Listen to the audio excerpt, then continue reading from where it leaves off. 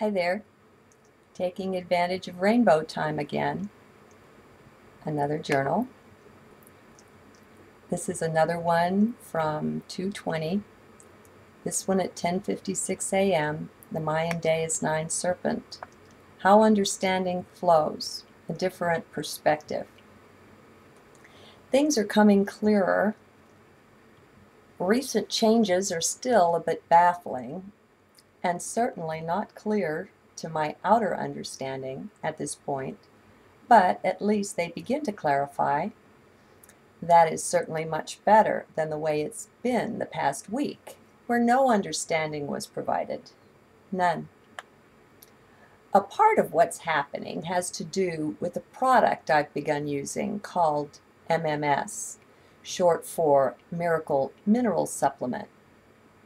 It's a simple form of citric oxide that is said to mobilize the body's immune system to quickly throw off toxins. It's actually been used to cure tens of thousands of people of malaria, which is no small feat. Not in the US, of course. We have the FDA and such.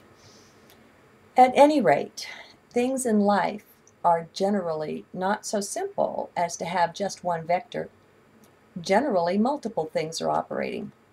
So, I've experimented enough with the dose and timing and with stopping for a time to know that part of what is acting is the MMS. Thus, the symptoms it brings on, the pain and so on, I can isolate from the rest, knowing they have no likely spiritual aspect. Well, that's what I wrote. That would be intensification of already present bodily pain, along with the feeling of weight or heaviness, as if the body weighed 500 pounds. So, I set that aside for now. Yes, I'm still seeking understanding, I guess. That is one way to look at it. Another is that understanding is seeking me. They're both correct. I guess I like the second one better, though. Do you realize that even in the sentence, I'm seeking understanding, there is a body-centered consciousness at work? I am not that. Thus, those words don't work so well for me. We are all so much more than the body. This body identification goes deep, though, with tentacles in surprising places. It pays to be ever alert to observe this. But, moving on, understanding is seeking me. This works. Things just unfold of themselves, by themselves. We don't really need to do anything. It just happens. Remember, be in heart. There is a natural flow that includes or even is understanding, manifesting, flowing along, that we flow with. We can just relax into that, really. That is all that is required. There is no doing involved. It's much more a being than a doing. Now, if at any time you feel you don't get something, that it just doesn't click for you, I have a suggestion. First, do the work of Byron Katie. She is an absolute guru of challenging each thought. Aside from that concurrent work, which I suggest, do this. Simply know that you do get it. All right, drop down into heart. Now, realize that you do already know each and everything that I or anyone else could ever tell you, now or in the infinite future. And the past, but we won't go there now. You know this. You do know it. Your job right now, if you accept, is to just accept this.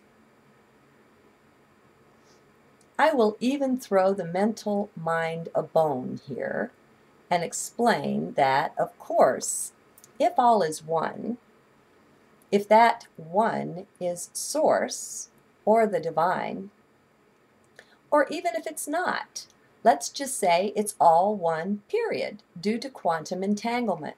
So, if all is actually one, and you are one with, you participate in that oneness, then, by definition, you are one with all knowledge. Now, be in heart. Don't drift up into the mind too much. By maintaining a focus in heart, one can stay centered in that oneness. Oneness, all that is, all knowledge, heck, even all wisdom. Oneness. You are not just connected with that. You are that. That's all there is the one, and you are that.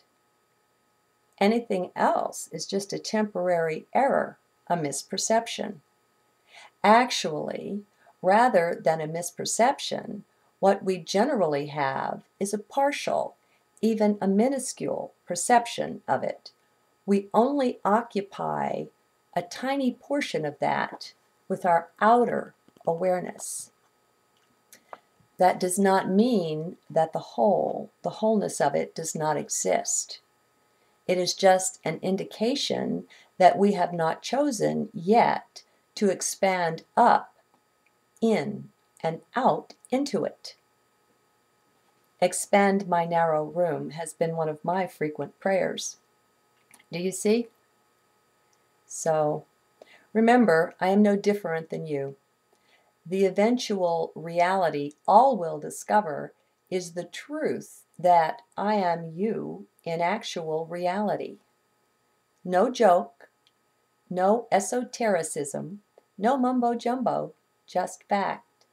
I am you, you are me, we are one. Just like the Mayan greeting in Lakesh, which translates into something like, I am another you, and maybe it's reversed too. You are another me, another I am. Those I am words are pretty sacred, quite powerful, but that's another thing. Good day.